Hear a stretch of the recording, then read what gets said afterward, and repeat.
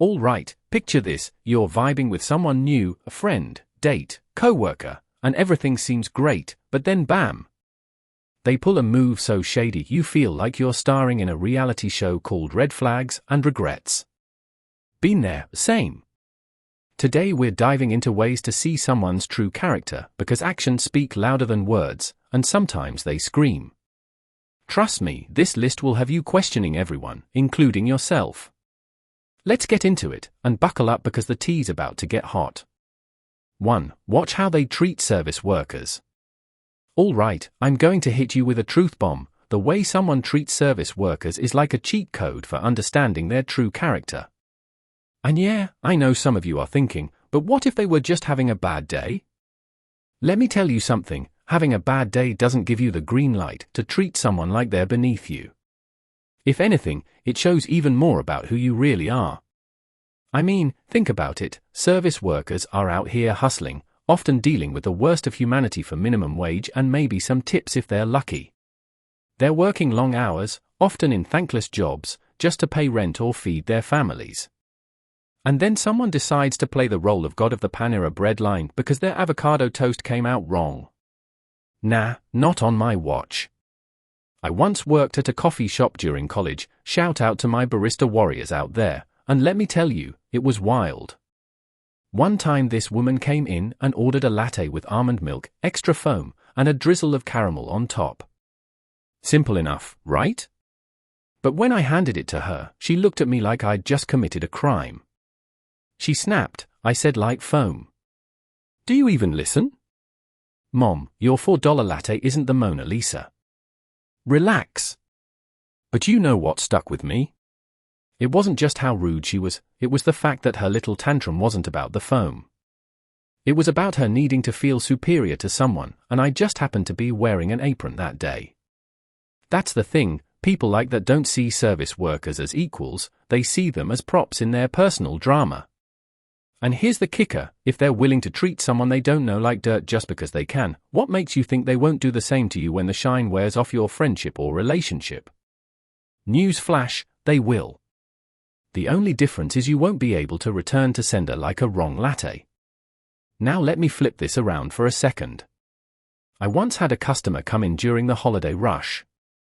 It was chaos, lines out the door, people breathing down my neck. This guy ordered his coffee and then noticed I looked stressed. He smiled and said, "Hey, take your time. You're doing a great job." You know what happened? I nearly cried. Not because of his words exactly, but because in that moment, he chose to see me as a person, not just someone handing him caffeine. That's what character looks like. It's not about being nice when it's easy or convenient, it's about being kind even when there's no benefit to you. And I'll say this, people who can't find kindness for service workers aren't just showing you who they are, they're showing you who they think they are. And honestly, their ego is writing checks their character can't cash. So next time you're with someone, whether it's a friend, a date, or even your boss, pay close attention to how they treat the barista, the server, or the delivery driver. Do they say please, thank you? Do they acknowledge the person exists? Or do they just bark out orders like they're at some invisible drive-through? Because here's the tea, you can fake charm, you can fake manners in front of the people you want to impress, but how you treat the people you think don't matter. That's the real you. And if the real them is snapping fingers and rolling eyes, you've got your answer. And honestly, don't even waste your time trying to fix it. You're not their therapist, and you're not here to teach them basic decency. Cut your losses and don't forget to tip the server on your way out, for having to deal with them. It's not just coffee we're serving today, it's justice, one red flag at a time. 2. How they treat animals. Let's talk about animals for a second, because how someone treats animals is like peeking straight into their soul. And I know, it's not a perfect measure of character, but let's be real, if someone can't show compassion to a creature that literally just wants food, belly rubs, or a quiet corner to nap in, what does that say about them? Spoiler, nothing good. Now here comes the controversial part, but I'm going to say it, if someone doesn't like animals or, worse, actively mistreats them, it's not just a preference, it's a red flag the size of Texas. I get it, not everyone wants a house full of pets or to be chased by a golden retriever every time they go for a jog. Fine. But there's a difference between not owning pets and kicking the neighbor's cat off your porch because you don't like it near your car. Yeah, that happened. And let me tell you, the dude who did that? Total sociopath vibes. If you think that's a stretch, stay with me. Here's the thing, animals are innocent. They don't care about your status, your income, or your 401k. They're pure, and their whole existence is about survival and connection. If someone can look at an animal and see it as nothing more than a nuisance or something to control, it's a reflection of how they approach the world. No empathy, no understanding, no patience. You think they're going to treat you better? Spoiler, nope. I mean, let's look at some extreme examples, shall we? Serial killers, yep, we're going there. A ton of them started by hurting animals. Coincidence? I don't think so. Now, am I saying your friend who accidentally steps on snails in the garden is the next Ted Bundy? Probably not. But it does make you wonder, doesn't it? Okay, real talk. I used to have this friend, let's call him Mike. Mike always acted super chill, but one day we were at a barbecue, and someone's dog kept coming around. Mike jokingly nudged it away with his foot, then he did it again, harder, and laughed like it was hilarious. The dog yelped, everyone froze, and you know what Mike said? Oh, it's just a dog. Relax. Relax? Just a dog, Mike? It's just a glimpse of the fact that you're low-key heartless. Needless to say, Mike and I aren't friends anymore, not because of the dog thing alone, but that moment was like a neon sign that said, this guy lacks basic empathy. And sure enough, his behavior in other areas started to add up. Moral of the story, the way people treat animals is rarely an isolated thing. It reflects deeper parts of their personality. On the flip side, let's talk about the good ones, the people who go out of their way for animals. I once dated someone who rescued a stray cat on our second date. We were walking back from dinner, and he stopped in the middle of the sidewalk to coax this scared little cat out from under a dumpster. He didn't just walk past or say, oh, poor thing. Nope. He scooped it up, took it to a vet the next day, and found it a home. Now that's character. See, showing kindness to animals doesn't just mean you like dogs or have 12 cats. It means you recognize the value of life, no matter how small or insignificant it might seem to someone else. It shows you can step outside of your own needs and care for something that can't give you anything in return except maybe a wagging tail or a purr. And honestly, that's kind of beautiful, isn't it? So here's the test, if you want to know someone's true character, take them around animals. Watch how they interact. Are they gentle, patient? Do they light up when they see a dog or try to shoo it away? And for the love of everything good, if they say something like, I hate animals, don't ignore it. That's not a cute quirk, it's a red flag. Because if they can't show love to a creature that's pure and unselfish, what's left for the rest of us? And hey, if someone rescues a stray or spends 20 minutes baby talking to your dog, give them bonus points. They might just be a keeper. 3. How they react to other people's success. Alright, let's dive into one of the juiciest indicators of someone's true character, how they react when other people win. Because let's be real, it's easy to smile when you're the one getting the promotion, the dream vacation, or the shiny new car. But when it's your friend, coworker, or even that random girl from high school posting her engagement ring on Instagram, that's when the mask slips. And oh, does it slip? Here's where it gets spicy, not everyone can genuinely celebrate someone else's success. Some people will clap for you in public, but behind the scenes, they're rolling their eyes so hard you can hear it. And let's be honest, who hasn't encountered the oh, good for you energy that's faker than a reality TV love triangle? It's giving jealousy, insecurity, and maybe even a touch of bitterness. Yikes. And before you come for me, let me say this, jealousy is human. We've all felt that twinge of envy when someone else's glow-up makes our own life feel a little meh. But the key is how you handle it. Do you let it inspire you to work harder, or do you let it fester and turn into backhanded compliments and side-eye emojis? Let me tell you a personal story. A few years ago, one of my closest friends got this amazing job opportunity, like dream-level stuff. She called me super excited, and while I was thrilled for her, a little voice in the back of my head whispered, "Why not me?" I felt it, but instead of letting that little monster take over, I made a choice. I threw her a celebratory dinner, hyped her up to anyone who would listen, and made sure she knew how proud I was. You know why? Because her success didn't take away from mine. Her win wasn't my loss. But not everyone sees it that way.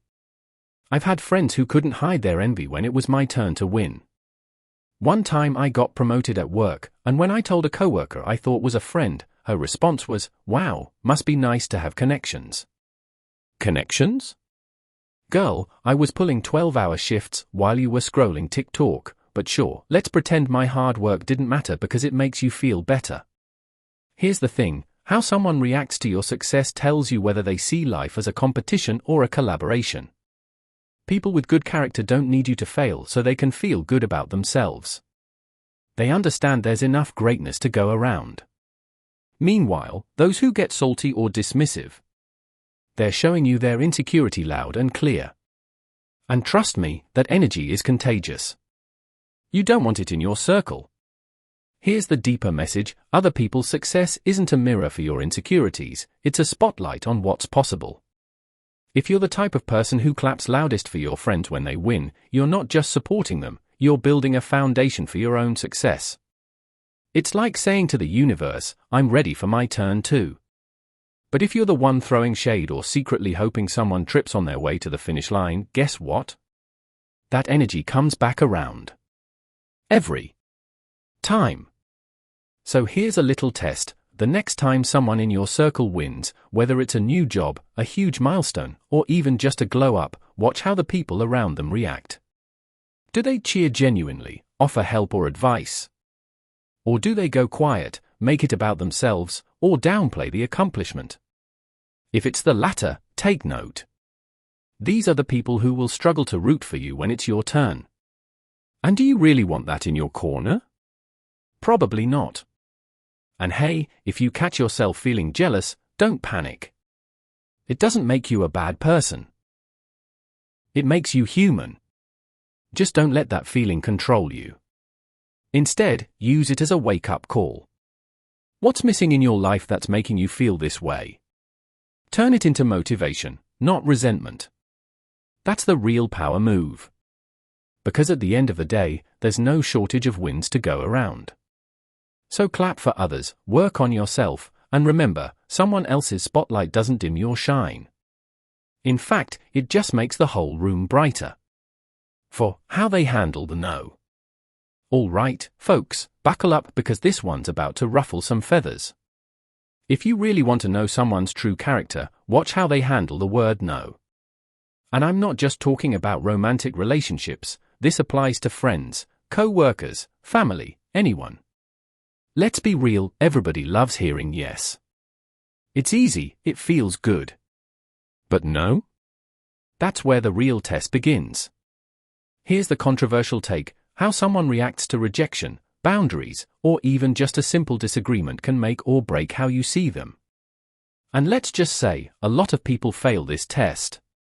Ever had someone go from sweet to sour the moment you didn't give them what they wanted? Suddenly that charming smile turns into a guilt trip, passive-aggressive comments, or worst case, a full-blown tantrum. It's like, wow, I said no, not let's start a war. Let me paint you a picture. I was once friends with someone, let's call her Sarah. Sarah was the life of the party, super fun, always planning trips and events. But one weekend, I couldn't make it to her brunch because, you know, life happens. When I told her, she hit me with the classic "oh, okay.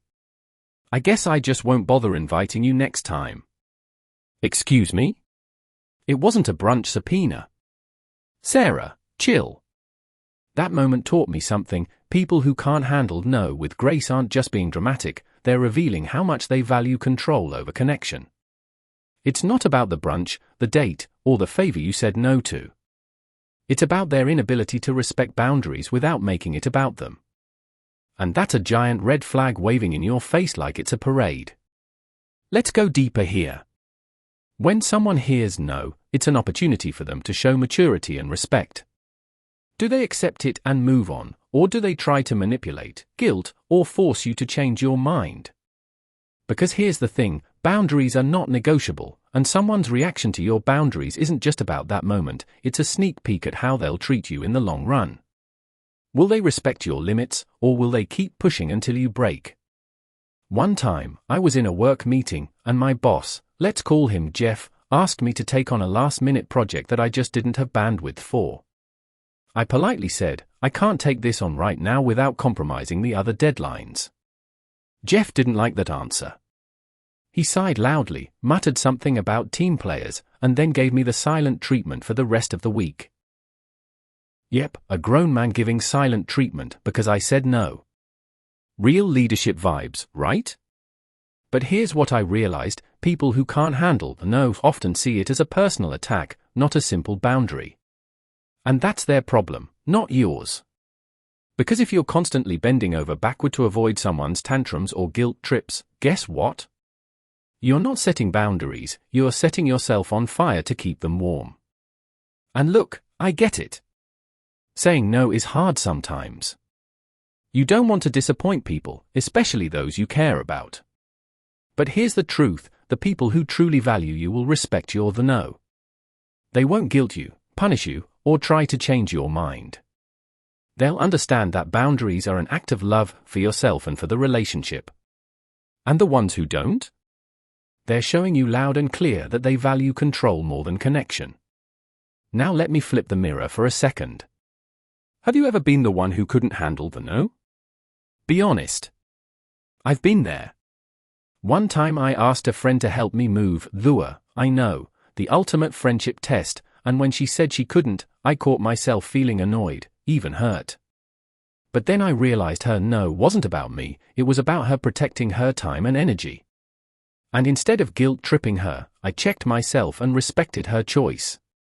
Growth, people. It's uncomfortable, but it's worth it. So here's your homework, pay attention to how the people around you react to no. Do they respect it, or do they resist it? Do they pout, guilt-trip, or try to twist your arm? And most importantly, how do you react when the tables are turned? Because handling no with grace isn't just a sign of good character, it's a sign of emotional maturity. And in this world, we need more of that. Remember, a strong no builds stronger relationships. It weeds out the people who want control and makes room for the ones who want connection. So say it loud, say it proud, and don't apologize for protecting your peace. 5. Observe their jokes. All right, let's talk about humor, or should I say humor, because if you want to know someone's true character, you don't just listen to their jokes, you dissect them. You analyze them like you're Sherlock Holmes at a comedy club. Why? Because jokes aren't always just jokes. Sometimes they're a socially acceptable way to sneak in something a little more sinister, like judgment, insecurity, or straight-up meanness. Yeah, I said it. Now here's the controversial take, not every funny person is a good person. In fact, some of the funniest people can also be the most toxic. Think about it, how many times have you heard someone say something wildly offensive, then backpedal with relax, it's just a joke? Oh, okay, Dave, so your joke about my weight, my culture, or my life choices wasn't an insult. Got it. Thanks for clearing that up. But seriously, jokes are often where people hide their unfiltered thoughts. They're like little Trojan horses of truth, and if you pay attention, you can learn a lot about someone's values, biases, and even insecurities. For example, is their humor self-deprecating, or is it always aimed at someone else? Do they punch up, or do they punch down? Are they laughing with people or at people? Because there's a big difference. Let me tell you about a guy I used to work with, we'll call him Todd. Todd was the king of office jokes, always cracking people up during meetings. But here's the thing, his jokes always had a target, and it was never someone in a position of power. It was always the interns, the new hires, or the quiet guy in the corner. One time, he made a joke about an intern's accent, and when everyone went silent, he said, "Oh, come on, it's just a joke." But it wasn't funny, it was just rude. Here's what Todd taught me: humor can be a weapon, and people like Todd, they use it to mask their insecurities, to feel superior, or to deflect from their own flaws. But the moment someone calls them out, they hide behind the "it's just a joke" defense. Newsflash: if your joke only lands when it hurts someone else, you're not a comedian, you're a bully with a punchline. Now, on the flip side, humor can also reveal a lot of good about someone. A person who can make fun of themselves without fishing for pity? That's confidence. Someone who uses humor to uplift, connect, or ease tension. That's emotional intelligence. And those rare gems who can make a room laugh without tearing anyone down? Keep them around. They're the real MVPs. Here's the deeper message: humor is a double-edged sword. It can be a bridge or a wall, a healer or a weapon. And how someone uses it tells you a lot about their heart. Are they spreading joy, or are they hiding bitterness? Are they creating connection, or are they fueling division? Pay attention, because the jokes people make often reveal the truths they're too afraid, or too bitter, to say outright. I'll be honest with you, I used to think I was funny because I could roast people. In college, I was the person who always had a snappy comeback, and I thought I was killing it. But one day, a close friend pulled me aside and said, "Hey, I know you don't mean it, but some of your jokes feel mean." At first, I was defensive. I was like, "Come on, you know I'm just kidding." But then I realized, just because I didn't mean to hurt someone doesn't mean I didn't. That conversation changed the way I see humor now. I try to use it to bring people together, not tear them down. So here's your homework: the next time you're around someone who loves to joke, pay attention. Are their jokes kind, clever, and inclusive? Or do they leave people feeling small, awkward, or defensive? And hey, check yourself too. Are your jokes building people up, or are they subtly cutting them down? Because humor isn't just about making people laugh, it's about showing them who you are. And listen, if someone says, "It's just a joke," and your gut tells you it wasn't, trust that instinct. You're not too sensitive, you're just paying attention. And that's a wrap, folks. We've officially navigated through ways to see someone's true character, and let's be honest, some of these hit a little too close to home.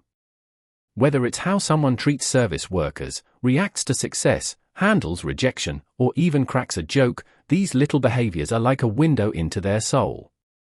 And once you know what to look for, it's like unlocking a sixth sense. You're going to start noticing everything, and trust me, it's both a blessing and a curse. Now, let's address the elephant in the room. Nobody, and I mean nobody, is scoring a perfect 10 out of 10 on this character checklist. Not me, not you, not even that one friend who seems like they've got their life together. We all slip up. We all have those moments where our insecurities, our egos, or just a really bad day get the best of us. And that's okay. The point isn't to judge people into oblivion, it's to understand them better, and maybe, just maybe, to understand ourselves a little better too. Here's the real takeaway: character is a work in progress. It's not about being perfect, it's about striving to be better every day. If you catch yourself snapping at a barista because your latte wasn't exactly 145 degrees, don't beat yourself up. Just own it, apologize, and do better next time.